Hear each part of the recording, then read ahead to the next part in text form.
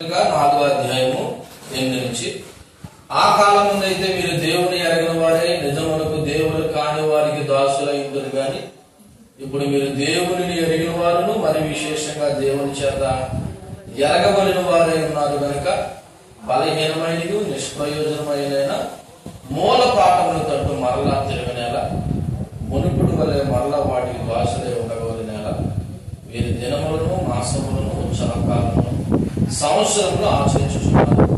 మీ విషయమే నేను పడిన కష్టము వ్యర్థమైపోవునని మిమ్మల్ని వచ్చి భయపడుచున్నాను. చిన్న ప్రార్థన చేసుకుందాం. కళ్ళు మూసుకుంది. పరిశుద్ధులైన ప్రభువా, మీ ఘనమైన నామమునకు వందనాలు. మీ దయలో మీ కృపలో ఈ ఉదయకాల సమయమందు మీ కృపాసనేందుకు వచ్చిన నన్ను మమ్మల్ని ఒకసారి జ్ఞాపకం చేస్తున్నారు.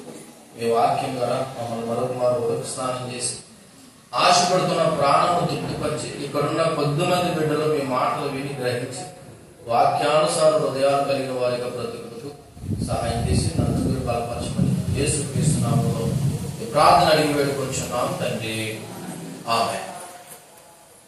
ఒక వ్యక్తి జైలుకి వెళ్ళాడు, ఒక నేరం చేసి. నిజానికి జైలుకి ఎవరు వెళ్తారు? నేరస్తులే వెళ్తారు. అయితే అటువంటి నేరస్తులు కూడా అప్పుడప్పుడు బెయిల్ కొరకు అప్లై చేసుకుంటారు. బెయిల్ అంటే జైలు నుండి బయటికి రావడానికి లాయర్ ద్వారా బెయిల్ అప్లై చేసుకుంటారు. మొత్తానికి ఆ వ్యక్తికి బెయిల్ వచ్చింది. ఏమొచ్చింది? బెయిల్ వచ్చింది. బెయిల్ వచ్చినటువంటి ఆ వ్యక్తి జైలు జీవితం ఏంటో బాగా తెలుసుకున్నాడు, అనుభవించాడు. ఇంటికాడ ఉన్నట్టు ఉంటుందా జైల్లోనూ? ఇంటికాడ ఉన్నట్టే ఉంటుందా జైల్లోనూ అన్నా? మాకే తెలుసని మమ్మల్ని అడుగుతారు, నేను చెప్తున్నాను. కనీసం వెళ్ళకపోయినా విన్ని దాన్ని బట్టి అయినా ఆలోచన చేస్తే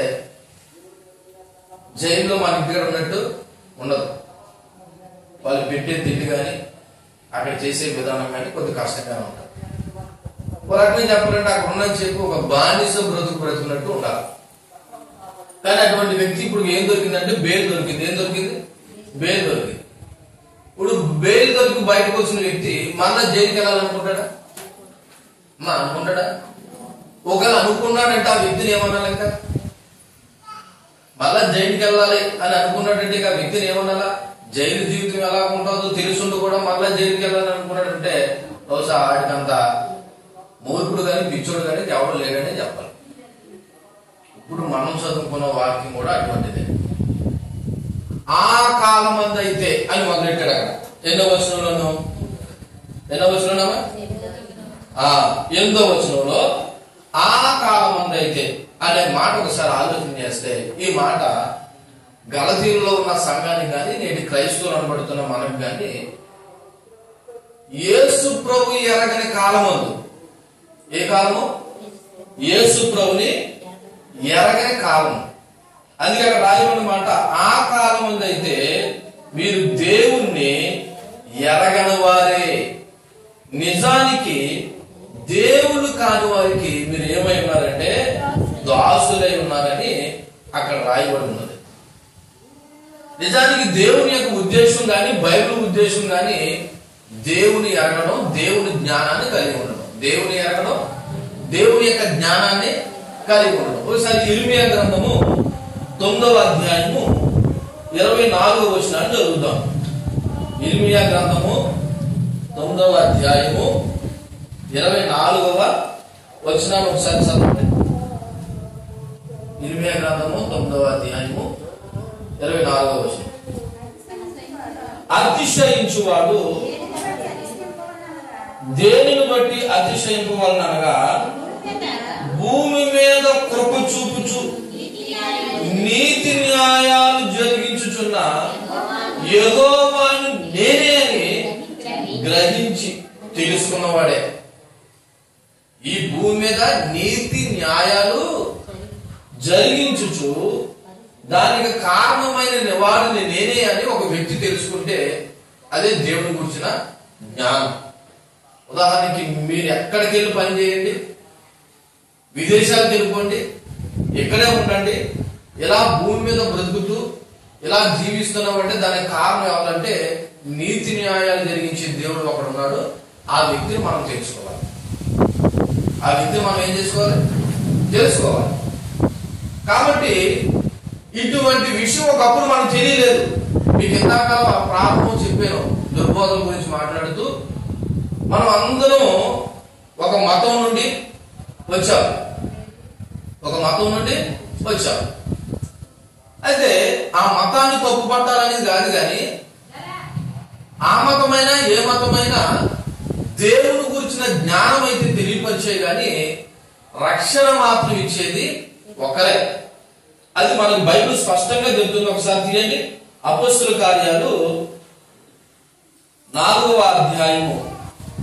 రక్షణ అనేది స్పష్టంగా ఎవరు ఇవ్వగలరో ఏంటున్నదో ఒకసారి మీరు చూడండి. అపోస్తలుల కార్యాలు 4వ అధ్యాయము 12వ వచనం చదువుతాం. మరి ఎవని వలనను రక్షణ కలగదు, ఈ నామమునే మనకు రక్షణ పొందవలనని గాని ఆకాశం కింద మనుషుల్లో ఇవ్వబడిన మరి ఏ నామమున రక్షణ పొందలేము. ఏ నామంలోనూ? యేసు క్రీస్తు అనబడుతున్న నామంలోనే మనకి ఏం కలుగుతుంది? రక్షణ కలుగుతుంది.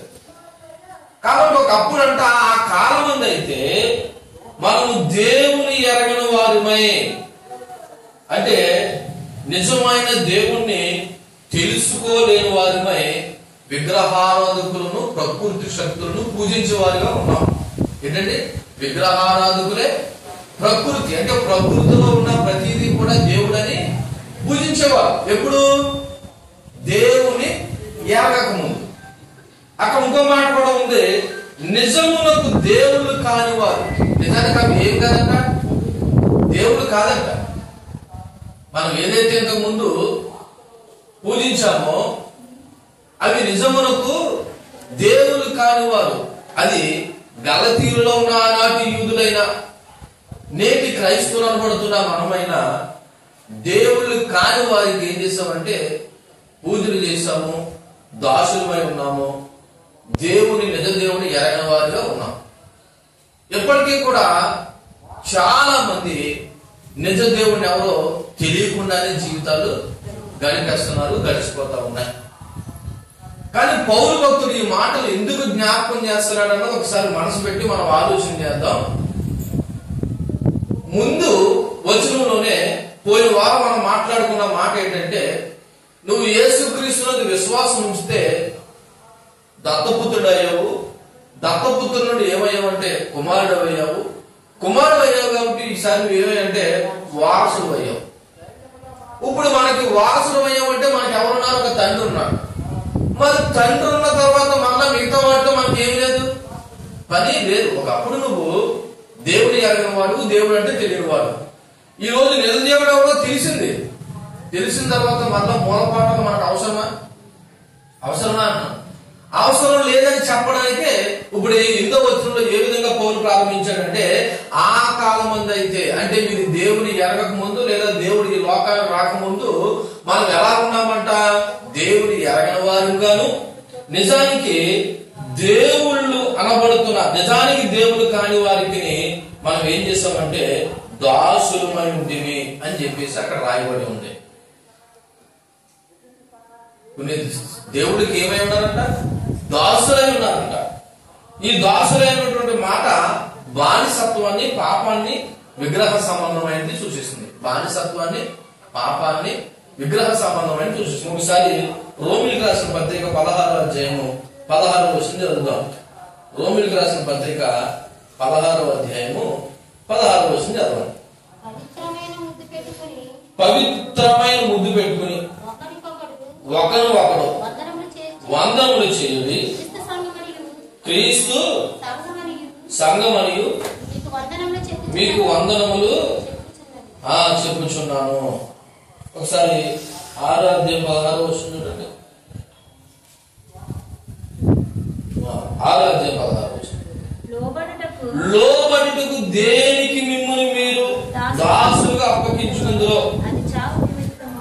అది చావు నిమిత్తముగా పాపముకే గాని నీతి నిమిత్తముగా విధేయతకే గాని దేనికి మీరు లోబడుదురో దానికే దాసులవుదురు. ఉదాహరణకి ఇలా చూడండి, దేవుడు కాని వారికి లోబడ్డాం అనుకో, ఇప్పుడు మనకి మనం ఏమవుతాం? వాళ్ళకి దాసులం అవుతాం. నిజానికి దేవుడు అయిన వారికి మనం లోబడ్డాం అనుకో, అదేమవుతాం? దేవుడు మనకు లోపడటం వల్ల దేవుడు మనకి ఏం చేస్తే స్వేచ్ఛ ఇచ్చాడు. ఏం ఇచ్చాడు? స్వేచ్ఛ. మీరు ఇంతకుముందు మనం 4:3 చూడండి. 4:3 గలతీ రాసిన పత్రిక 4:3 అటువలే మనం బాలురమై ఉన్నప్పుడు లోక సంబంధమైన మూలపాఠములకు లోబడి ఏమైనా అక్కడ బాలురమై ఉన్నప్పుడు అంటే ఇప్పుడు దేవుని ఎరగకముందు. ఇప్పుడు మనం ఏమని చెప్తున్నాడు? దేవుడు ఎరిగామని చెప్తున్నాడు. ఎరగకముందు ఎలా ఉన్నామంట? నిజానికి దేవుడు కాని వాళ్ళందరికీ కూడా మనం ఏమేమంట? దేవుడు అనుకుని ముఖ్యం. దేవుడు అనుకుని ఏం చేసాం? ముఖ్యం. కానీ ఇప్పుడు చూడండి, అక్కడ 7వ వచనం 9వ వచనం చెప్పడానికి ముందు ఒకసారి చూడండి. 9వ వచనం, ఇప్పుడు మీరు దేవుని ఎరిగిన వారు. ఇప్పుడంటే ఎప్పుడు? ఇప్పుడంటే ఎప్పుడు? ఎప్పుడైతే నిజ దేవుని తెలుసుకున్నామో అప్పుడు మనం ఎవరమంట? దేవుని ఎరిగిన వారు. సో ఈ ఎరిగిన వారు అనే మాట చెప్పడానికి ముందు ఎరగని స్థితిలో ఉన్నప్పుడు మనం ఏమై ఉన్నదో కొన్ని మాటలు చెప్పి నేను ముందుకెళ్తాను. మొదలుగా మనం విగ్రహారాధకులుగా ఉన్నాం. ఎలా ఉన్నామండి? విగ్రహాలు. ఇక్కడ ఉన్న మనం అందరం ఒకప్పుడు అటువంటి స్థితిలో ఉన్నవాళ్ళం కదా, అదేనా? విగ్రహారాధకులుగా ఉన్నాం. సో విగ్రహారాధన అంటే ఇలా చూడండి, భౌతికమైన విగ్రహాలను పూజించడమే కాదు, మన జీవితంలో దేవుని స్థానాన్ని ఆక్రమించేది ప్రతిదీ విగ్రహమే. మన జీవితంలో ఎవరి స్థానాన్ని? దేవుని స్థానాన్ని ఆక్రమించే ప్రతిదీ కూడా విగ్రహమే. ఈ రోజున కొంతమంది జీవితంలో దేవుని స్థానాన్ని ఆక్రమించే కొన్ని ఉదాహరణలుగా చెప్పండి. మనకు తెలిసినే సెల్ ఫోన్ ఒకటి, టీవీ ఒకటి, కొంతమంది గేమ్స్. ఆదివారం ఎక్కడికి వెళ్ళరు? దేవుడి మందిరానికి వెళ్ళరు. ఎక్కడికి వెళ్ళిపోతారు? వాళ్ళు ఆటలాడుకోవడానికి పోతారు. ఒక మాట గుర్తుపెట్టుకుని, విగ్రహారాధన అంటే ఏదో ఒక గుడికి వెళ్ళి మొక్కలమే కాదు. విగ్రహారాధన దేవుడు స్థానాన్ని ఆక్రమించే ప్రతిదీ కూడా ఏంటి? విగ్రహారాధనే. ఇప్పుడు మనం అర్థం చేసుకోవాల్సిన విషయం ఏంటంటే, విగ్రహారాధన అనేది మన జీవితంలో చాలా ప్రమాదకరమైనది. నేను దేవుని ఎరగని లేదా అన్యులు అనబడుతున్న వారిని విమర్శించడానికి ఈ మాట చెప్పట్లేదు. వాళ్ళ విశ్వాసం వాళ్ళది. ఇది క్రైస్తవులు అనబడుతున్న మన గురించి చెప్తున్నాను. ఎవరి గురించి చెప్తున్నాను? మాట క్రైస్తవులు అనబడుతున్న మన గురించి చెప్తున్నాను. ఒక్కసారి ప్రభు ఎరిగిన తర్వాత మనం వాటి జోలికి వెళ్ళవలసిన పని లేదు. రెండోది, దేవుని తెలుసుకోవడం అనేది చాలా ప్రాముఖ్యత. దేవుని తెలుసుకోకుండా, నిజ దేవుని తెలుసుకోకుండా, ఇందాక చెప్పాను కదా, ఒరిజినల్ నోట్ తెలియకపోతే డూప్లికేట్ నోట్ కూడా మనం ఏం చేయలేము, గుర్తుపెట్టలేము. ఒరిజినల్ నోట్ ఎలా ఉందో తెలియకపోతే డూప్లికేట్ నోట్ కూడా మనం ఏం చేయలేము, గుర్తుపట్టలేము. మీరు ఎప్పుడైనా చీప్ వాటికి డూప్లికేట్ తయారు చేస్తారా? చీప్ వాటి కంటే 10 రూపాయల కాంతి డూప్లికేట్ ఎప్పుడైనా వచ్చిందా? పోనీ 20 రూపాయల కాంతానికి, పోనీ 50 రూపాయల కాంతానికి, పోనీ 100 రూపాయల కాంతానికి రావు. దేనికొస్తే డూప్లికేట్ నోట్లు 500 కాంతాలకి 2000 కాంతాలకు వస్తాయి. ఇప్పుడు 2000 కాంతాలు కూడా అదే ఇవ్వలేదు. ఎప్పుడు విలువైన దానికే డూప్లికేట్ తయారవుతుంది. ఈ రోజున విలువైనది ఒరిజినల్ ఏంటో మనకు తెలియకపోతే డూప్లికేట్ మనం ఏం చేయలేము, గుర్తుపట్టలేము. ఈ రోజు నిజ దేవుడు ఏంటో అన్నది నువ్వు తెలుసుకోలేకపోతే డూప్లికేట్ ను కూడా నువ్వు ఏం చేయలేవు, గుర్తుపట్టలేవు. అందుకే దాకా చెప్పాను, సత్యవాద ఏదో తెలియకపోతే దుర్బోధ ఏదో మనకి తెలియదు. సత్యవాద ఏదో తెలియకపోతే దుర్బోధ ఏదో తెలియదు. ఎవరు చెప్పినా నువ్వేమనుకుంటావు అంటే వాక్యం చెప్పాను అనుకుంటావు. ఎందుకని? నీకు సత్యం ఏదో తెలియకపోతుంది. అందుకే ఇప్పుడు మనం నేర్చుకోవాలి రెండో మాట ఈ వచనంలో, నిజమైన దేవుడు ప్రాముఖ్యత ఏంటో తెలుసుకోవాలి. అవును కదా, ఇంతమంది దేవుళ్ళు దేవతలు ఉన్నారని అంటున్నారు. నిజానికి ఉన్నారో లేదో మనకు తెలియదు. కానీ ఎవరు నిజమైన దేవుడు అని ఎప్పుడైనా మనం ఆలోచన చేసామా? ఒకవేళ ఆలోచన చేయకపోతే చేయండి, ఎవరు నిజమైన దేవుడు అన్నది తెలుసుకునే ప్రయత్నం చేయండి. ఎందుకంటే నిజ దేవుడు తెలియకుండా నువ్వు డూప్లికేట్ ని గుర్తెరగలేవు. కాబట్టి ఆ విషయాన్ని కూడా మనం తెలుసుకోవాలి. మూడోది, నిజ దేవుడు తెలుసుకున్న తర్వాత మనకి స్వేచ్ఛ వస్తుంది. ఏమొస్తుంది? స్వేచ్ఛ. ఎందుకో తెలుసా? ఇంతకుముందు చెప్పాను, మళ్ళా చెప్తున్నాను, మనం బాలురమైనప్పుడు బానిసత్వంలో ఉన్నాం. అనగా దేవుని ఎరగక ముందు మనం ఎలా ఉన్నామంటే బానిసలుగా ఉన్నాము. కానీ నిజమైన దేవుడు ఎరిగిన తర్వాత దేవుడు మనల్ని ఏం చేశాడు సార్? స్వతంత్రుడు చేశాడు. ఏం చేశాడు? స్వతంత్రుడు. ఇందాక ఉదాహరణ చెప్పాను కదా, ఒక వ్యక్తి జైల్లో ఉంటే మొదటి ఒక వ్యక్తి బెయిల్ ఇచ్చాడు. ఏమి ఇచ్చాడు? బెయిల్ ఇస్తే ఏమొచ్చాడు? ఇప్పుడు ఎక్కడి నుంచి వచ్చాడు? జైలు అంటే బానిస బ్రతుకు నుండి ఎక్కడికి వచ్చాడు? బయటకు వచ్చాడు. దేవుణ్ణి నమ్ముకోవడం ద్వారా, నిజ దేవుడిని తెలుసుకోవడం ద్వారా మనం కూడా బానిస బ్రతుకు నుండి ఎక్కడికి వచ్చామంటే బయటకు వచ్చాం. ఎలా వచ్చామో తెలిసిన ఆ మాట కూడా వస్తుంది, అప్పుడు నేను చెప్తాను. ఇప్పుడు చూడండి 9వ వచనం చూడండి. 9వ వచనంలో ఏముంది? ఇప్పుడు అంటే ఇక్కడ కూర్చున్నాం మనం అందరం. ఒకవేళ మీరు అందరూ యేసుప్రభువుని నమ్మారా? అమ్మా మిమ్మల్ని అందరూ అడుగుతున్నాను, యేసుప్రభువుని నమ్మడం అంటే ఏమనుకుంటున్నారు మీరు? యేసుప్రభువుని నమ్మడం అంటే ఏమనుకుంటున్నారు? మీకు ఒక విషయం చెప్తానే, ఉద్యోగాలు చేసే వాళ్ళకి తెలుస్తుంది. వాళ్ళు ఉద్యోగ స్థాయిలో ప్రమోషన్స్ ఉంటాయి. ఏముంటాయి? ప్రమోషన్స్ అంటే ఏంటి తెలుసా? వాళ్ళు ప్రారంభంలో ఏ ఉద్యోగంలో అయితే జాయిన్ అయ్యారో ఆ ఉద్యోగంలో ఉండరు. వాళ్ళు అలాగా సంవత్సరాలు గడిచే కొద్ది సీనియారిటీ బట్టి ఏం కలుగుతుందంటే పైకి వెళ్తా ఉంటారు. ప్రమోషన్స్ అంటారు అనమాట. ప్రభువునందు కూడా మనం ఎదగాలండి. మనం ఎక్కడ ఆగిపోయాం చెప్పినా ఏమనుకోవద్దు, ఇంటికి నుంచి ఇక్కడ రావడం వరకునే ఆగిపోయాం. ఎంతకు మించి ఇంకా ఎదుగుదల ఉన్నదనే విషయం ఇక్కడ ఉన్న చాలా మందికి తెలియట్లేదు. ఇంటికాడ నుంచి ఇక్కడ రావడం దాకా ఆగిపోయాం. కొంతమంది అయితే 2వ స్టెప్లోకి వెళ్ళారు. 2వ స్టెప్ ఏంటి తెలుసా? వాక్యాన్ని వింటారు. ఏం చేస్తారు? ఈ 2వ స్టెప్. ఇంటికాడ నుంచి రావడం మొదటి స్టెప్ అయితే ఎందుకు వచ్చారు? ఇందాక చెప్దాం అనుకున్నాను, మర్చిపోయాను. మన ప్రార్థన ఇంచుమించు 2:30-3 గంటలు కదా. 2:30 గంటలో పాటలు పాడుతూ కూర్చుంటే ఎలా ఉంటుంది? బోరు కొట్టేది. వాళ్ళు 2:30 గంటలో ప్రార్థన చేస్తే మీకు ఎలా ఉంటుంది? ఈ మాస్టర్ ఎప్పుడు విడిచిపెడతారా అన్నట్టు ఉంటుంది. తిట్టుకోరు. వాళ్ళు 2:30 గంటలు వాకింగ్ చెప్తే కూర్చుంటే ఎలా ఉంటుంది? నీకు ఇంకా జుంపాలనే లేదు. అందుకని ఏమీ లేకుండా మనకు కొద్దిగా కొన్ని పాటలని, కొన్ని ప్రార్థనలని, కొంత వాక్యం అని ఏం చేశారంటే ఈ ఆరాధన మొత్తం మీద కొన్ని భాగాల కింద ఎడదీశాం. ఇప్పుడు ఇంటికాని అన్ని పని పాటలు మానేసి ఇక్కడికి ఎందుకు వచ్చేది చెప్పండి? ఈ పాటల్లో ఉండి ప్రభువుని ఆరాధించడానికి, ప్రార్థనలో ఏకీభవించి ప్రభువుని ఆరాధించడానికి, వాక్యం విని ప్రభువుని ఆరాధించడానికి. అవునా? ఇప్పుడు ఇలా చూడండి, వైపు పాటల్లోనూ ప్రభువుని ఆరాధించలేదు, ప్రార్థనలోనూ ఏకీభవించలేదు, వాక్యం కూడా ఆరాధించలేదు. ఇక్కడికి వచ్చి రావడం ఏమైనా ప్రయోజనం ఉందా? ఇంటికాడ నుంచి ఇక్కడ రావాలి, వచ్చిన తర్వాత ఏం చేయాలి? వినాలి. విన్నదాన్ని ఏం చేయాలి? దాచుకోవాలి, మళ్ళా నెమరు వేసుకోవాలి. ఆ దాచుకుని నెమరు వేసిన దాన్ని ఏం చేయాలి తెలుసా? పాటించి నిజమైన క్రైస్తవులుగా జీవించాలి. ఎన్ని స్టెప్పులు ఉన్నాయి? 4. మళ్ళా చెప్తున్నా చూడండి, అందరూ ఆలోచించాలి. సుబ్బలక్ష్మి గారు ఇంటికాడ నుంచి ఇక్కడికి రావాలి. 1. వచ్చిన తర్వాత ఏం చేయాలి? వాక్యాన్ని వినాలి. 2. విన్నదాన్ని ఏం చేయాలి? మళ్ళీ ఒకసారి గుర్తు చేసుకోవాలి. 3. గుర్తు చేసుకున్న దాన్ని ఏం చేయాలి? ఆ వాక్యానుసారంగా పాటించాలి. అప్పుడే మనం ఏమవుతామంటే పరిపూర్ణం అవుతాం. ఇప్పుడు మీరు అందరూ ఇంటి నుంచి ఇక్కడికి వచ్చారు. 2వ పని ఏం చేయాలా? వినాలి. 3 వినలేదు. విన్న మనిషి ఎప్పుడైనా పరిపూర్ణంగా అవుతుందో చెప్పండి? మనం అవుతారా? అందుకే ఈ రోజు మనం ఇంకా పరిపూర్ణంగా రాకపోవడానికి కారణం తెలుసా? చాలా మంది వినట్లేదు. సాతాను కూడా ప్లాన్ కూడా అదే. నువ్వు వెళ్ళు, ప్రార్థనకు మాత్రం వెళ్ళు, కానీ వాక్యం మాత్రం నేనుకో. వాళ్ళు దేవుడి దేవుడు ఏదో మనసు ఆలకించిందంటే, దేవుడి దేవుడు ఏదో మనసు ఆలకించిందంటే ఆ ఆలకించిన మనిషి ఏం చేస్తుంది తెలుసా? ఇంటికి వెళ్ళి మళ్ళీ ఏం చేయదు? నెంబర్ వేసుకోదు. అమ్మలకు పోతారు.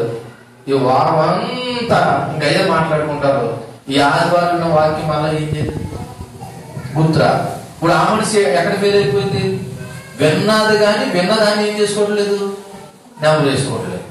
ఇంకా నెంబర్ వేసుకోలేని మనిషి అంటే నెంబర్ అంటే జ్ఞాపకం చేసుకోవట్లేదు. ఇంకా జ్ఞాపకం చేసుకోలేని మనిషి వాక్యానుసారంగా ఎలా నడుస్తుందండి? నడుస్తుందా? మన గ్రామంలో ఇన్ని సంఘాలు ఉండి ఎప్పటికీ నిజమైన క్రైస్తవులుగా మారలేకపోవడానికి కారణం తెలుసా? ఇదే. అందరూ ఆదివారం ప్రార్థనకు వస్తారు. అందులో 100% మంది ఎందరో. 100కి ఎంతమంది ఎందరో? 90% మంది ఎందరో. ఆ 10% విన్నారు అని అనుకుంటే వాళ్ళు ఏం చేస్తారు తెలుసా? ఈ వాక్యాన్ని మళ్ళా జ్ఞాపకం చేసుకోవాలి. మీకు విషయం చెప్పనా, వారంలో ఎంతసేపు దేవుడి మందిరంలో ఉంటున్నాం? మహా అయితే 3 గంటలు. అందరూ వాక్యం చెప్పు ఒక 50 నిమిషాలు. మిగిలిన సమయం అంతా ఎక్కడ ఉంటున్నాం? ఇంటి దగ్గర ఉంటూ లోపల. ఇప్పుడు చెప్పండి, 50 నిమిషాలు వాక్యం మన మీద బాగా పనిచేస్తుందా? ఈ వారం రోజు మన ఇష్టానుసారంగా మాట్లాడుకున్న మాటలు బాగా పనిచేస్తా? చెప్పండి చెప్పండమ్మా. ఇష్టానుసారంగా మాట్లాడుకున్న మాటలే మన మీద ప్రభావం చూపిస్తాయి. ఎందుకు తెలుసా? ఇది తక్కువైపోయింది, అది ఎక్కువైపోయింది. అందుకే ఈ రోజున మన గ్రామంలో కానీ మన పరిధిలో కానీ ఎవ్వరూ కూడా వాక్యానుసారంగా జీవించే వాళ్ళు కనపడలేకపోవడం కారణం పాస్టర్ గారు వాక్యం చెప్పలేక కాదు, పాస్టర్ గారు వాక్యాలు చెప్పడం లేదని కూడా కాదు.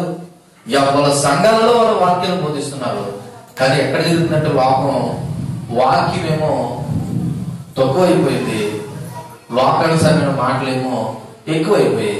ఇదే మన మీద ప్రభావం చూపిస్తుంది తప్ప వాక్యం ఏం చేయట్లేదు, ప్రభావం చూపించలేదు. అందుకే మనం ఇంకా ఎలా ఉన్నామంటే పాలు తాగు వారిగానే ఉన్నాం. ఇప్పుడు 2:9 ఈ మాట ఎందుకు చెప్పానంటే, ఇప్పుడు మీరు దేవుని ఎరిగిన వారునై మరి విశేషంగా దేవుని చేత ఎరగబడిన వారే ఉన్నారు. అందుకే ఈ మాట చెప్పడానికి ఈ మాట చెప్పాను. అందుకే మీరు దేవుని ఎరిగారు అనడానికి ఈ మాట చెప్పాను. దేవుని ఎరగడం అంటే వచ్చి కూర్చోవడం కాదు. మళ్ళా చెప్తున్నాడు, దేవుని ఎరగడం అంటే వచ్చి కూర్చోవడం కాదు. ఇంటికా నుంచి రావాలి, వచ్చిన తర్వాత వినాలి, విన్న వాక్యాన్ని జ్ఞాపకం చేసుకోవాలి, జ్ఞాపకం చేసుకున్న దాని ప్రకారం జీవించాలి. అప్పుడే వాడు దేవుని ఎరిగిన వాడు. అప్పుడే వాడు ఎవడు? దేవుని ఎరిగిన వాడు. సో గనుక ఇప్పుడు మీరు దేవుని ఎరిగిన వారును మరి విశేషంగా దేవుని చేత ఎరగబడిన వారును అని ఎవరు అంటే దేవుని ఎరిగిన వారును. అంతేకాదు దేవుడే మనల్ని ఎరిగాడంట. గొప్ప విషయం చూడండి. ఎవరండి? దేవుడే మనల్ని ఎరిగి ఉన్నాడు. కొరింథీయులకు రాసిన మొదటి పత్రిక 8వ అధ్యాయం 3వ వచనం చదవండి ఒకసారి. కొరింథీయులకు రాసిన మొదటి పత్రిక 8వ అధ్యాయము 3వ వచనం. 8వ అధ్యాయం 3వ వచనం. ఒకడు దేవుని ప్రేమించిన యెడల అతడు దేవునికి ఎరికైన వాడు. అక్కడ రాయబడిన మాట, ఒకడు ఎవరిని ప్రేమించాలంటే దేవుని ప్రేమించిన యెడల వాడంట దేవుడు తెలుసంట. లేదు నా వైపు మనందరికీ దేవుడు తెలుసా? వాళ్ళ దేవుడికి మీరైనా తెలుసా? మీకు అర్థమైనా చెప్పాలంటే మనకి నరేంద్ర మోడీ గారు తెలుసా? తెలుసా అన్నాను. చూడలేదు ఎప్పుడున్నా టీవీలో అయినా చూసారా లేదా? వాళ్ళకి మీరు ఎవరైనా నరేంద్ర మోడీకి తెలుసా? తెలుసా? తెలియదు. ఎందుకు తెలియదంటే ఆయనతో మనం ఎప్పుడు ప్రత్యక్షంగా కలగలేదు. కానీ దేవుడు మనం గొప్ప విసులుబాటు ఇచ్చాడండి. ఎవరు దేవుని వాక్యాన్ని ప్రేమిస్తారో వాళ్ళందరూ అంటే దేవుడు తెలుసంట. అలా చెప్తున్నాను, ఎవరు దేవుని వాక్యాన్ని ప్రేమిస్తారో లేదా దేవుని ప్రేమిస్తారో వాళ్ళందరికీ ఎవరు తెలుసంట. ఇక్కడ ఉన్న చాలా మంది, కొంతమందికి చాలా మంది ఫ్యాన్స్ ఉంటారు. కొంతమంది ఒక్కొక్కరు ఒక హీరోని, ఒక స్పోర్ట్స్ మ్యాన్ ఇష్టపడి ఇక్కడ కట్అవుట్ కట్టి సెలబ్రేషన్ చేస్తుంటారు. మీరు గమనించడం లేదో? మన పిల్లలు ఎవరు పుట్టినరోజు వచ్చినా ఏం చేస్తారు? ఈ మధ్య ఏదో డ్రమ్ములు కూడా కొడుతున్నారు. నిజానికి వీళ్ళు చేసేవన్నీ ఎవరు చూడరు? ఆ హీరో గాని, ఆ స్పోర్ట్స్ మ్యాన్ గాని కనీసం పలానా ఊర్లో పలానోడు ఇలా చేశాడంట, నా కొరకు బట్టలు నింపేసుకున్నాడంట, పాలాభిషేకం చేశాడంట, రక్తం కాల్చేసాడంటే ఏమి ఎవరు తెలియవు. ఆ హీరోకి తెలియవు, ఆ స్పోర్ట్స్ మ్యాన్ కి తెలియవు. అదే ప్రేమ నువ్వు దేవుడి మీద చూపిస్తే దేవుడికి మాత్రం నువ్వు తప్పకుండా తెలుసు. ఇప్పుడు ఎవడు దేవునికి ఎరిగిన వాడు అంటే అక్కడ రాయబడ్డదంటే, ఎవడైతే దేవుడిని ప్రేమిస్తున్నాడో వాడంట దేవుని ఎరిగాడు. మరి దేవుడు ప్రేమించడం అంటే ఏంటి? ఐ లవ్ యు జీసస్ అంటే దేవుడు ప్రేమించడమేనా? కాదు. దేవుడు ప్రేమించడం అంటే చూడండి, యోహాను మొదటి పత్రిక, యోహాను రాసినటువంటి మొదటి పత్రిక 5వ అధ్యాయం 3వ వచనం. యోహాను రాసిన మొదటి పత్రిక 5వ అధ్యాయం 3వ వచనం. మనము ఆయన ఆజ్ఞలను గైకొంటే దేవుడు ప్రేమించారంటే అర్థం అక్కడ ఏం రాయబడ్డది? మనమంటే ఎవరము? ఎక్కడున్నా మనమే. ఆయన ఆజ్ఞలు ఏం చేయాలంట? గై కొనాలి. మళ్ళా చెప్తున్నాను, ఆయన ఆజ్ఞలు గై కొనాలంటే ముందు ఎక్కడ ఇంటికా నుంచి ఇక్కడ రావాలి, వచ్చిన తర్వాత వినాలి, విన్నదాన్ని జ్ఞాపకం చేసుకోవాలి, జ్ఞాపకం చేసుకున్న దాని ప్రకారం చేయించాలి, జీవించాలి. అప్పుడే నువ్వు ఏం చేసినట్టంట? దేవుణ్ణి ప్రేమించినట్ట. మరి ఎక్కడ చెప్పండి ఈసారి మనం దేవుని ప్రేమిస్తున్నాం లేదో? కనుక ఇప్పుడు మీరు దేవుని ఎరిగిన వారును, మళ్ళీ విశేషంగా దేవుని చేత ఎరగబడిన వారై ఉన్నారు గనుక చూడండి, ఇప్పుడు అసలు విషయం చెప్తున్నాను. బలహీనమైనవి నిష్ప్రయోజనమైనవినైనా మూల పాఠముల తట్టు మరలా తిరగనేలా, మునుపుడు వలె మరలా వాటికి దాసులై ఉండగోరినేలా. ఇప్పుడు ఈ చదివిన 4 వచనాల యొక్క అసలు విషయాన్ని జ్ఞాపకం చేస్తాను. ఇప్పుడు ఎందుకే పౌరు భక్తుడు ఎందుకు ఈ మాట, ఈ ప్రశ్నలు వేశాడంటే, మీకు ఎంతగా చెప్పాను కదా, ఎవడైనా జైలు నుండి వచ్చి మళ్ళీ జైలుకి వెళ్ళాలనుకుంటాడా? ఒకప్పుడు బానిస బ్రతుకులు ఎవడో కూడా మళ్ళీ ఇక్కడ ఏమవ్వాలనుకోడు? బానిస అవ్వాలని అనుకోడు. ఇక్కడ 9వ వచనంలో ఉన్నది, ఇప్పుడు మీరు దేవుని ఎరిగిన వారును, అంతేకాదు దేవుని చేత ఎరగబడిన వారును గనుక మరలా మీరు ఎందుకు బలహీనమైన మూల పాఠములతో తిరుగుతున్నారు అని ప్రశ్నిస్తున్నాడు పౌలు.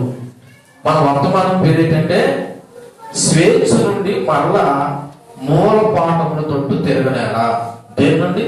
స్వేచ్ఛ నుండి. దేవుడు మనకి ఏమి ఇచ్చాడు? దేవుడు నమ్ముకోవడం ద్వారా స్వేచ్ఛ ఇచ్చాడు. ఇప్పుడు ఆ స్వేచ్ఛ ఇచ్చిన దేవుడు నుండి విడిచిపెట్టి మూల పాఠాలు అంటే ఏంటి? నువ్వు ఎక్కడి నుంచి వచ్చావో అటువైపు తిరగడమే మూల పాఠాలు. ఇక్కడ గొప్ప విషయం ఏంటంటే, చాలా మంది ఇలా చూడండి, ప్రభువుని నమ్ముకున్నారు కానీ ప్రభువుని నమ్ముకున్నట్టుగానే మళ్ళీ మూల పాఠాలతో కూడా తిరిగేవారు ఉన్నారు. నిజంగా ప్రభువుని నమ్ముకున్న వాళ్ళు కాదు, మనం అంటున్నాం అంతే. మీకు విషయం చెప్పిన సంఘం అంటే ఏంటో తెలుసా? సంఘం అంటే ఏంటో తెలుసా? ఎవరైతే యేసు ప్రభువు నిజంగా నమ్మి విశ్వసించి బాప్తిసం తీసుకుని ప్రతి సంఘ ఆరాధన కార్యక్రమంలో పాలుపంపులు పొందుకుని పరిచర్య చేస్తూ ప్రార్థిస్తూ ఉన్నారో వాళ్ళే సంఘం. ఎలాగంటే ఇక్కడ ఉన్న వాళ్ళు చాలా మంది సంఘం కాదు. ఇటు వాక్యానుసారంగా మాట్లాడితే తెలుసా, ప్రభువు నమ్మి బాప్తిసం తీసుకుని క్రమంగా బలారాధన అంటే అపోస్తల కార్యాలు 2వ అధ్యాయం 42వ వచనంలో చెప్పుకున్నట్లు అపోస్తల బోధ ఏందను, రొట్టె విరుచుట ఏందను, సహవాసం అందను, ప్రార్థన చేయడం ఏందను ఎడతెగక ఎవరంటూ ఉంటారో వాళ్ళే సంఘం. ఇలాగ సంఘం అనబడుతున్న మనము మళ్ళా ఏ వైపు తిరగకూడదని చెప్తున్నాడు? మూల పాఠములతో తిరగొద్దని చెప్తున్నాడు. ఆ మూల పాఠాల గురించి ఒకసారి మాట్లాడుకుంటే ఈ రోజున కొందరు క్రైస్తవులు, అందరూ కాదండి, దేవుని శాసనం ఎక్కడైనా కొద్ది గొప్ప మిగిలి ఉంటారు. కొందరు యేసుక్రీస్తు ద్వారా వచ్చే స్వేచ్ఛను వదిలి మరలా నియమాలు, ఆచారాలు, మూఢనమ్మకాలు పాటించాలని చెప్పే అబద్ధ బోధకులు ఉండొచ్చు, లేదా మనకు సలహాలు ఇచ్చే వాళ్ళు కూడా ఉండొచ్చు. ఇలా చూడండి, నా వైపు మీకు అర్థమయ్యేలాగా మన వార్డుకి భాషలో ఇక్కడ జరిగే పరిస్థితి చెప్తున్నాను. మనం ప్రభువుని నమ్ముకున్నామా చెప్పండి. నమ్ముకున్న తర్వాత ఈ లోక సంబంధమైన కొన్ని మూఢనమ్మకాలు, ఆచార వ్యవహారాలు పాటించవచ్చా? చెప్పండమ్మా, పాటించకూడదు. కానీ ఎవరో మనలో ఆమె ఇలా సలహా ఇస్తారు, ఏం పర్లేదు, దేవుడిదే, అలా చేయకపోతే కీడు తగులుతుంది, అలా చెయ్యాలి మనం అని అన్నది ఒక మనిషి.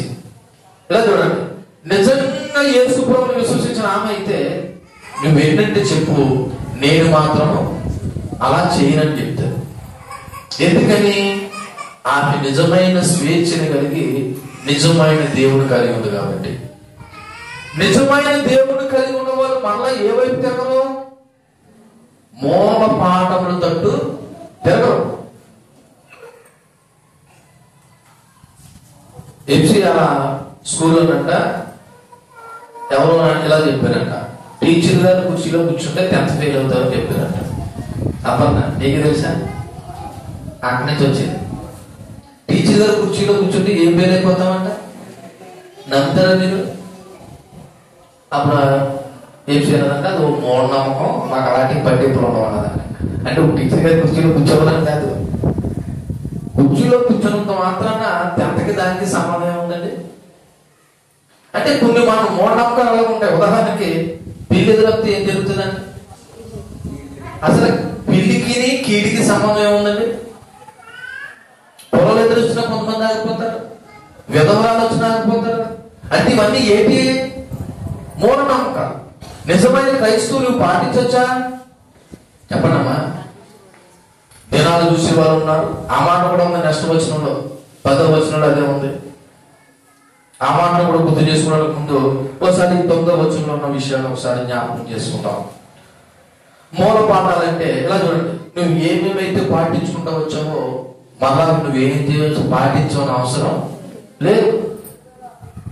నువ్వు మంచి చెట్లు చూడవలసిన అవసరం లేదు. నువ్వు దేవుడు నామం పేడ ప్రార్థన చేసి బయలుదేరిన రోజే మంచి. మన దేవుడు అన్ని దినాలు ఎలా చేశాడు? మంచిగానే చేశాడు. ఏది చెడ్డగా చేయలేదు. ఒకవేళ చెడ్డగా చేస్తే ఆ తప్పు దేవుడు అవుతుంది. మనుషులు చెడ్డవారేమో కానీ దేవుడు మాత్రం చెడ్డవాడు కాదు. కాబట్టి దేవుడు సంఘమైన మీరు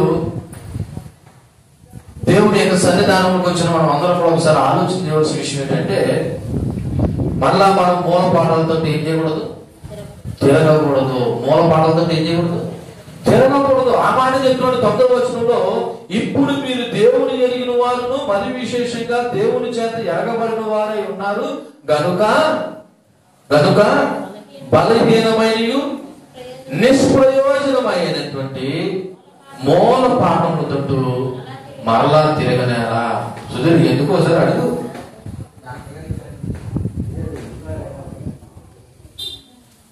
అర్థమైందా? బలహీనమైనవి నిష్ప్రయోజనమైన మూల పాఠములతో మరలా తిరగనేలా. ఆల్రెడీ వాటిని ఏం చేసి వచ్చాము? విడిచిపెట్టి వచ్చాము. విడిచిపెట్టి వచ్చిన మళ్ళా మనం ఏం చేయకూడదు? వాటి వైపు అమ్మ చెప్పండిరా, తిరగకూడదు. ఈ గలతీలో ఉన్నటువంటి సంఘము అలా చేశారంట. ఆల్రెడీ వాళ్ళు ఎక్కడి నుంచి వచ్చారు? ఇటువంటి బలహీనమైన నిష్ప్రయోజనమైనటువంటి వాటి నుండి వచ్చారు. ఇప్పుడు మళ్ళా ఎటువైపు తిరుగుతున్నారంట? నేను కారణం ఏంటంటే ఇక్కడ ఉన్న వాళ్ళు ఆలోచించాను. కొంతమంది అబద్ధ బోధకులు చెప్పిన దాన్ని బట్టి ఈ రోజున ఎలా చెప్తున్నారు కొంతమంది, దేవుడికి ఆత్మ ముఖ్యం కానీ శరీరం ముఖ్యం కాదు, ఈ శరీరంతో ఎన్ని తప్పులు చేసినా పర్లేదు అంటున్నారు. ఇది ఏ బోధ? దేవుడికి శరీరం ముఖ్యం కదా? అసలు శరీరంతో చేస్తారే కదా ఈ పాపం అనేది అంటుకుంటుంది. మళ్ళీ మన ఇంగ్లీష్ శరీరాన్ని చేస్తారా, ఆత్మ చేస్తారా? మరి ఆత్మ చేయొచ్చు కదా. అంటే శరీరానికి ఆత్మకి సంబంధం ఉంది కదా. కొంతమంది ఏమంటారంటే రెండు అబద్ధములు రకరకాల బాధలు వచ్చేసాయి. ఇప్పుడు ఈ గలతీలో ఉన్నటువంటి సంఘస్థులు కూడా ఇలాగే చెప్తున్నారు. ఇదిగో మనం ఎంత యేసుప్రభువుని నమ్ముకున్నా, ఇలా చూడండి, మనవులు కూడా చెప్తున్నా మాటలే చెప్తున్నాను. మనం ఎంత యేసుప్రభువుని నమ్ముకున్నా చేయవలసినవి ఏం చెయ్యాలంటున్నారు. ఇవే బలహీనమైనవి నిష్ప్రయోజనమైనటువంటి మూల పాఠాలు. ఒకసారి కొలతీ రాసినటువంటి పత్రిక 2వ అధ్యాయము 20వ వచనం చదవండి. కొలతీ రాసిన పత్రిక, కొలసీయులకు రాసిన పత్రిక 2వ అధ్యాయము 20వ వచనం చూడండి. మీరు క్రీస్తుతో కూడా లోకం యొక్క మూల పాఠం విషయమై ఏమైపోయామంట? మృతి పొందిన వారమైతే, అంటే చచ్చిపోయిన వారమైతే లోకంలో బ్రతుకుచున్నట్టుగా మనుషుల ఆజ్ఞలను పద్ధతులను అనుసరించి చేత పట్టుకోవద్దు, రుచి చూడొద్దు, ముట్టుకోవద్దు. మళ్ళా వాటికి మీరు లోబడ్డాలా అని రాయబడి ఉన్నారు. నిజంగా యేసు ప్రభువుని మనం నమ్ముకున్న వాళ్ళం అయితే మనం ఏం చేయకూడదంట? అసలు అది చూడకూడదంట, ముట్టకూడదంట, రుచి చూడకూడదంట. కానీ ఈ రోజు యేసు ప్రభువుని నమ్మి కూడా మనం ఏం చేస్తున్నాం? అమ్మా ఇక్కడ ఉన్న రామకృష్ణారా, ఇప్పటికి కూడా మనం యేసు ప్రభువుని నమ్మి ఏం చేస్తున్నాం? మాట్లాడతలేదు మీరేమో. మూఢనమ్మకాలు, ఆచారాలు ఇటువంటి చేసేవాళ్ళు లేదా? అప్పుడు చెప్పండి, ఇలాంటి అసలు ప్రభుని నమ్ముకున్నట్టేనా? అస్సలు నమ్ముకోలేనట్టే. కాకపోతే మందిరానికి వస్తున్నారు, పోతున్నారు. చూడండి, వచనం నుండి మనం నేర్చుకోవాల్సిన విషయం ఏంటంటే అక్కడ రాయబడిన మాట, మరలా వాటికి మీరు దాసులై ఉండకూడని. అలా మరలా అనే మాట అన్నాడంటే అర్థం, ఆల్రెడీ మీరు అక్కడి నుంచి వచ్చారు, మరలా మీరు ఎందుకు అడగలుగుతున్నారని అడుగుతున్నాడు. అలాగే మనం అక్కడి నుంచి వచ్చాము, నిష్ప్రయోజనమైనటువంటి బలహీనమైనటువంటి నిజానికి దేవుడు కానిటువంటి వాటి నుండి మనం ఏం చేసాము, దేవుడి కృపను బట్టి విడుదల పొందాము.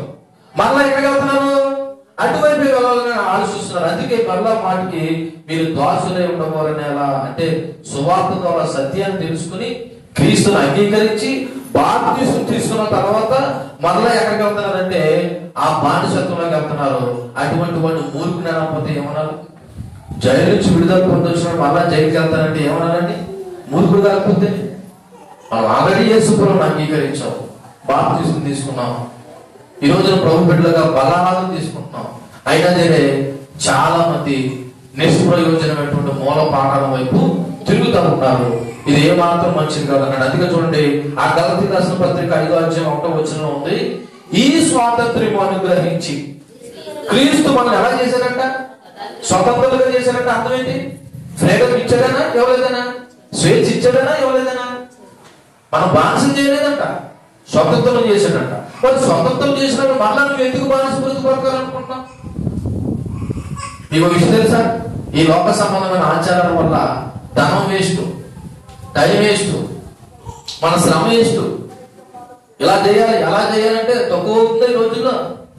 చెప్పండి అమ్మా, లోకాచారంగా పాటించాలంటే తక్కువ అవుతుందా?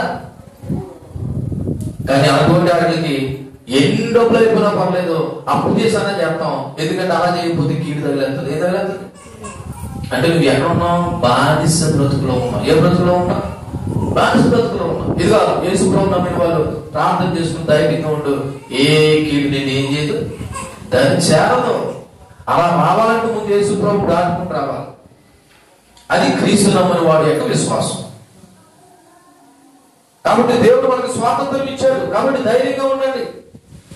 మళ్ళా వాటి వైపు మనము దాసులై ఉండవలసిన అవసరం లేదు. చూడండి, రోమీయులకు రాసిన పత్రిక 8వ అధ్యాయం 15వ వచనం కూడా చూడండి. రోమీయులకు రాసిన పత్రిక 8వ అధ్యాయము 15వ వచనం, 8వ అధ్యాయం 15వ వచనంలో, అనగా మరలా భయపట్టుకు మీరు దాస్యపు ఆత్మను పొందలేదు కానీ దత్తపుత్రాత్మను పొందితిరి. ఏ ఆత్మను పొందలేదంటే మనం దాస్యపు ఆత్మను పొందలేదు, దత్తపుత్రాత్మ. అందుకే మనము ఈ గలతీ రాసిన పత్రికలో దేవుడు మనం ఏం చేస్తున్నాడు, దత్తపుత్రులను చేసుకున్నాడు. ఇలా చూడండి అమ్మా, సంఘం ఇక్కడ ఉన్న వాళ్ళందరికీ మీకు చేతులెత్తి నమస్కరించి మొక్కుతున్నాను. మీరు నిజంగా యేసుప్రభువుని నమ్ముకున్న వారైతే ఆయన మీద నమ్మకం ఉంచండి. మళ్ళా ఏ లోక సంబంధమైన వాటి ముందు మీరు ఏముంచద్దు, నమ్మకం ఉంచద్దు. ఒకవేళ ఉంచేదంటే మీరు ఎవరు కాదో తెలుసా, దేవుని పిల్లలు కాదు, నిజమైన దేవుని పిల్లలు కాదు, లోకానుసారులనే చెప్పాలి. అయితే పుట్టే ఎలాగైనా ఉండు, లేదా అలాగైనా ఉండు, నిలువెచ్చనగా మాత్రం ఉండద్దు.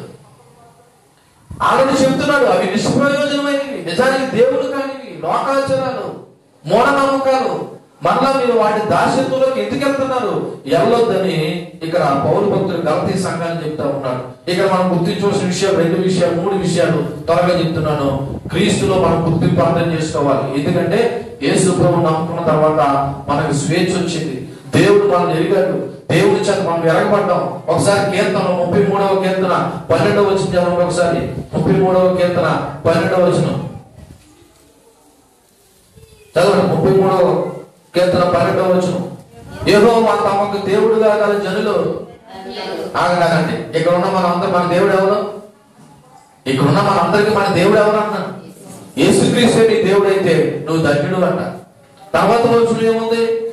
ఆయన తన స్వాస్థ్యముగా ఏర్పరచుకున్న జనులు ధన్యులు. ఇప్పుడు ఈ గుంపులో నుండి ఆయనకి స్వాస్థ్యం కావాలా? అందరూ కావాలా?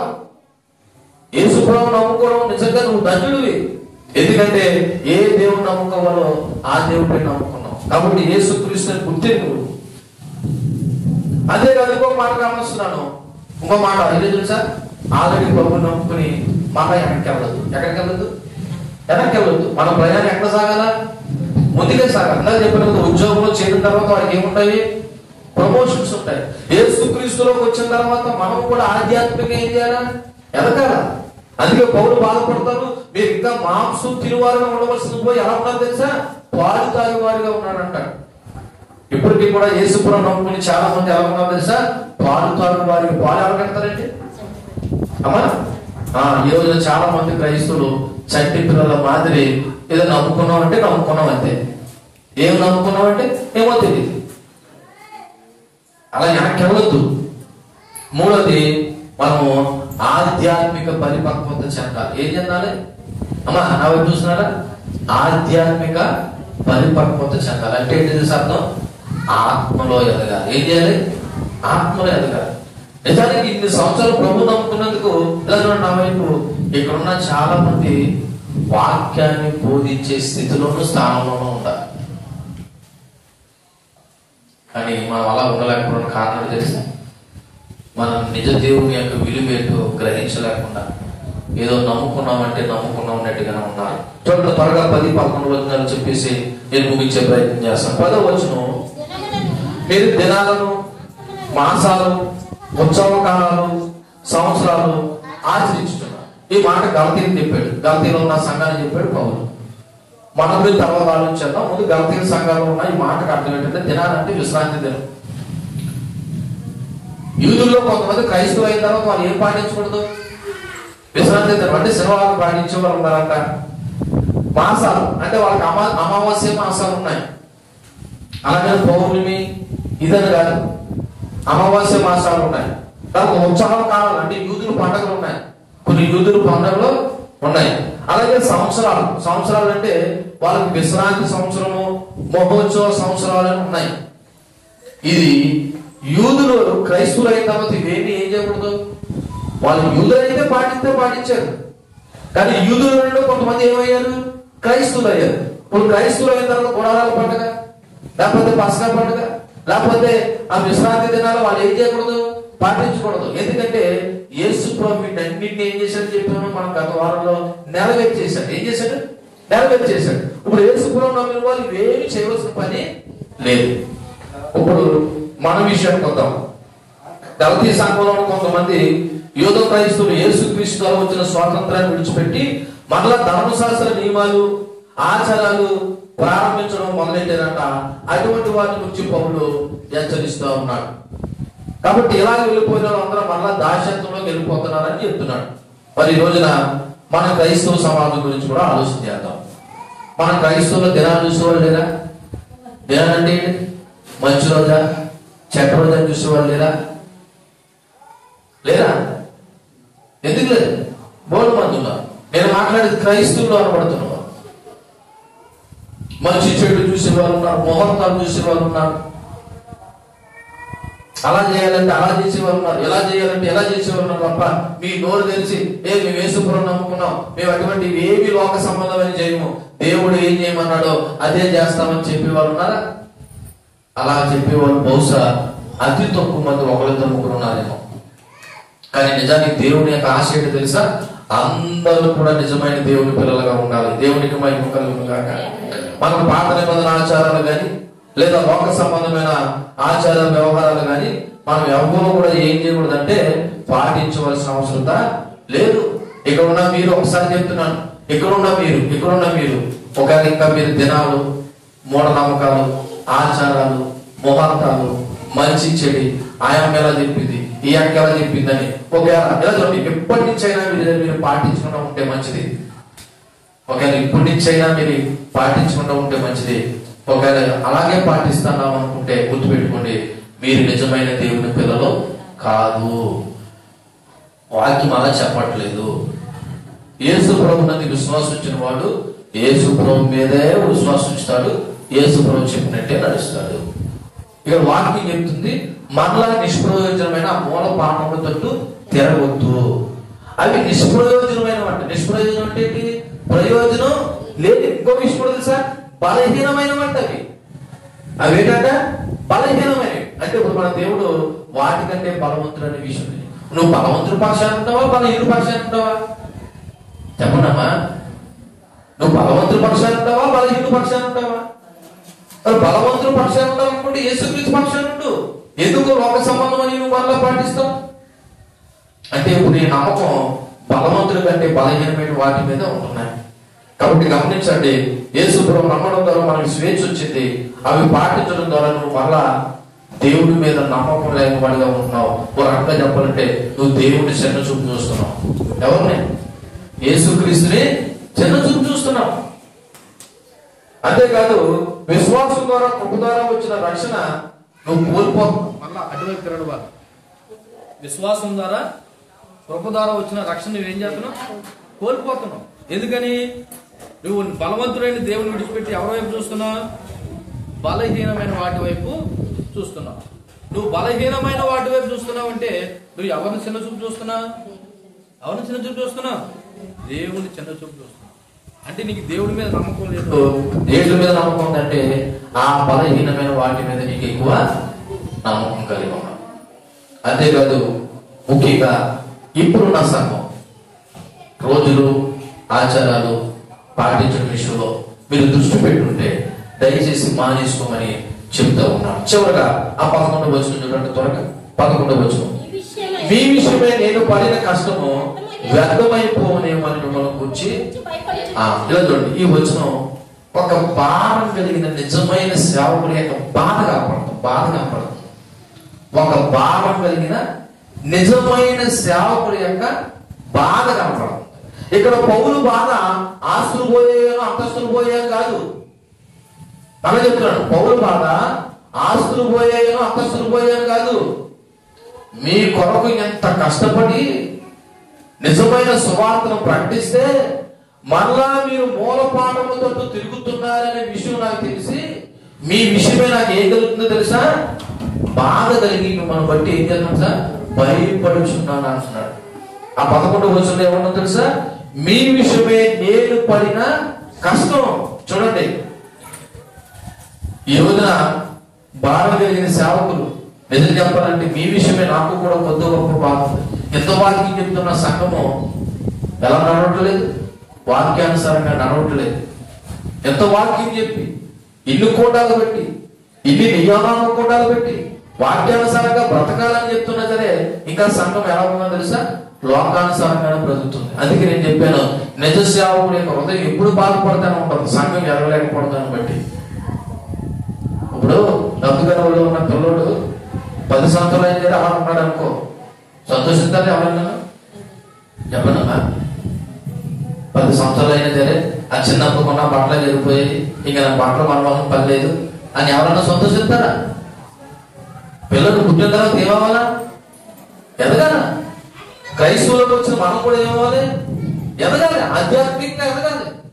ఇంకా ప్రభువును నమ్ముకున్న తర్వాత ప్రారంభంలో ఇంకా ఏ విశ్వాస స్థాయిలు ఉన్నాయో, లేకపోతే ఇంకా నిష్ప్రయోజనమైనటువంటి పరిస్థితిలో ఉన్నామో, ఇంకా మూలపాఠాలు తిట్టి ఏమైతే చేసామో ఇప్పటికీ కూడా అదే చేస్తున్నాం అంటే ఇప్పుడు ఆ సేవకుడు కానీ ఆ సంఘం కానీ వాక్యానుసారంగా నడుస్తున్నాడని అనుకుంటాడా? చెప్పనమ్మా, అనుకోడు. అందుకే నేను పడిన కష్టము మీ విషయమే వ్యర్థమైపోనేమని మిమ్మల్ని గురించి నేను ఏం చేస్తాను తెలుసా? భయపడుతున్నాను అంటున్నాడు. అంటే ఇప్పుడు సేవకుడు పడుతున్న కష్టము సంఘం ఏం చేయకూడదు? వ్యర్థం చేయకూడదు. నిజానికి ఇలా నా వైపు ఈ మాట చెప్పి నేను ముగించే ప్రయత్నం చేస్తున్నాను. సేవకుడికి సంఘాన్ని బట్టి ఎప్పుడు సంతోషం కలుగుతుంది తెలుసా? ఆ సంఘము వాక్యానుసారంగా నడుచుకుంటేనే. అంతే తప్ప వచ్చేస్తున్నారు 30 మంది, 40 మంది వచ్చేస్తున్నారు, 50 మంది వచ్చేస్తున్నారు, 100 మంది వచ్చేస్తున్నారు, లేదా 30,000 మంది వచ్చేస్తున్నారు, ఇంకా నా సంఘం సూపర్ అని అనుకుంటే అంత అవివేకం లేదు. నిజానికి సేవకుడు సంతోషం ఎప్పుడు తెలుసా? వచ్చింది 10 మంది అయినా సరే ఆ 10 మంది వాక్యానుసారంగా నడిచినప్పుడు అప్పుడు ఆ సేవకుడికి సంతోషం కలుగుతుంది. అందుకే నిజ సేవకుడు మాట పెట్టాను. కొంతమంది వీటితో పని ఉండదు, ఇన్కమింగ్ వస్తే చాలు. ఇన్కమింగ్ అంటే ఏంటి? డబ్బులు వస్తే చాలు, సంఘం ఏమైపోయినా పర్లేదు. మీరు ఏవలసిన కానుకలు ఇస్తే చాలు, సంఘం ఏమైపోయినా పర్లేదు. నేను నాటి గురించి మాట్లాడలేదు. నిజానికి సంఘం పట్ల భారం కలిగిన సేవకుడు ఎవడైనా సరే డబ్బుల గురించి ఉండో వాళ్ళ ఆత్మల రక్షణ కొరకు చూస్తారు.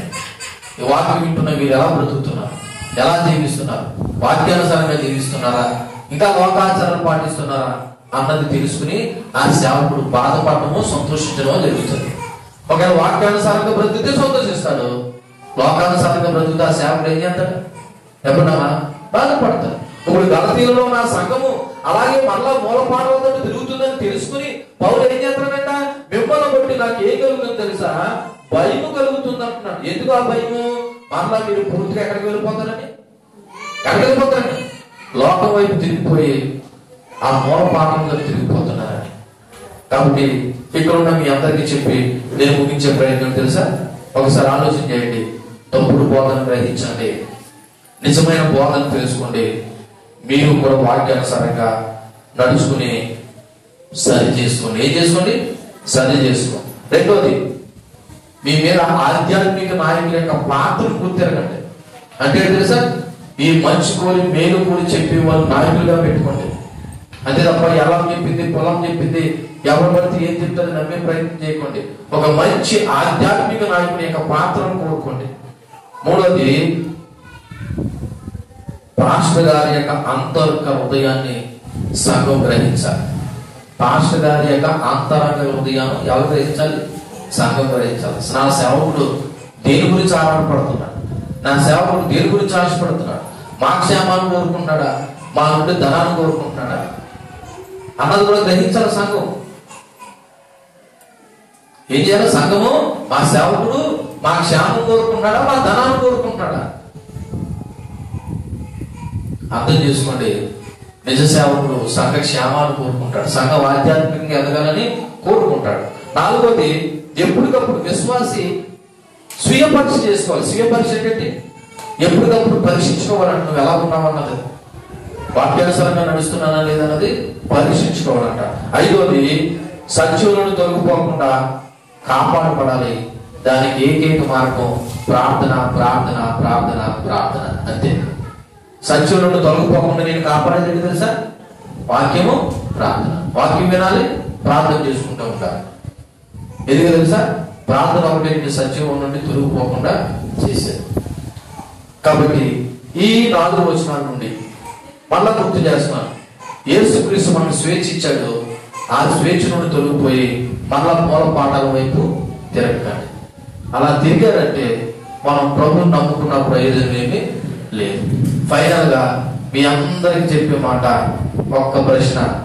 ఇక్కడ ఉన్న వారిలో ఎంతమంది ఇంకా లోకాచారాలు మూఢనమ్మకాలు పాటిస్తున్నారు ఒకసారి ఆలోచన చేస్తున్నారు. ఇక్కడ ఉన్న వారిలోనే, నేను బయట గురించి మాట్లాడలేదు, ఇక్కడ ఉన్న ఈ గుంపుని అడుగుతున్నాను, ఇంకా ఎంతమంది లోకాచారాలు మూఢనమ్మకాలు పాటిస్తున్నారు? ఒకవేళ మీరు లోకాచారాలు మూఢనమ్మకాలు పాటిస్తున్నట్లయితే మీరు ఇంకా ప్రభు వైపు తిరగలేదు. నువ్వు ఇంకా దాసుడివే. నువ్వు ఇంకా ఎవరివే? దాసుడివే. వారసుడు కాదు. నువ్వు వారసుడైన వాడు ఈ మూల పాఠాలతో తిరగడు, మూఢనమ్మకాలు కూడా నమ్మడు. కేవలం ప్రభు మీదే నమ్మకం ఉంచుతాడు. దేవుడి మాటలు మన ఇంట్లో దీవించి ఫలింప చేయను గాక. ఆమె కళ్ళు మూసుకొని చెప్పబడిన వాక్యం బట్టి ప్రార్థన చేద్దాము. ఇంతవరకు మనం ఏదైతే వాక్యాలు ఉన్నామో ఆ వాక్యం